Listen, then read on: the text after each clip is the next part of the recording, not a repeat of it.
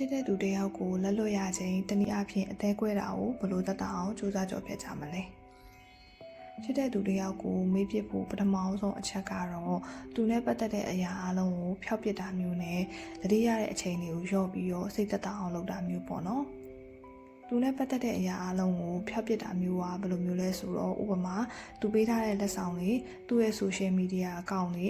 message chat list တွေဖုန်းတွေကို block တာမျိုးတွေနောက်ပြီးတော့ကိုကသူ့အိမ်သူ့မိဘတွေနဲ့ပါ contact ရှိရသူဆိုရင်တော့အဲ့ဒါတွေကိုပါအဲ့ဒီလူတွေကိုပါအဆက်အသွယ်မလုပ်တော့တာမျိုးတွေပေါ့နော်အဲ့ဒါတွေကိုအရင်ဆုံးဖျောက်ပစ်ရပါမယ်သူပေးထားတဲ့လက်ဆောင်ပစ္စည်းတွေရှိရဆိုရင်လည်းလွတ်ပစ်တင်တာတွေကိုလွတ်ပစ်ပြီးတော့သူများတွေအသုံးဝင်မယ်ဆိုရင်လည်းပေးတင်တာတွေပေးလိုက်ပေါ့နော်ကုသိုလ်လည်းရတာပေါ့ဒုတိယတစ်ချက်ကတော့တတိယတဲ့အချိန်တွေကိုရော့ပြီးတော့စိတ်သက်သာအောင်လုပ်တာမျိုးပေါ့နော်အဲ့ဒါကတော့ဒီချက်လေးတွေကိုလိုက်ပြီးတော့လုပ်တင်ပါတယ်ကိုယ်သဘောကျတဲ့အရာတွေကိုအရင်အထက်ပို့ပြီးတော့အချိန်ပို့ပြီးတော့လုပ်ပါမိဘတငယ်ချင်းတွေနဲ့အတူတူအချိန်ပို့ပြီးတော့ဖြုံးပါ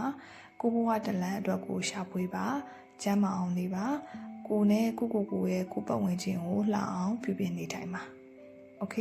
နောက် blog လေးတွေမှာအဲ့ဒီအချက်လေးတွေကိုအသေးစိတ်ဆက်ပြီးတော့ပြပြသွားမှာဖြစ်လို့ like and follow လေးလုပ်ခဲ့ပြီးဖို့အကြံပေးချင်ပါတယ် love you bye bye see you next vlog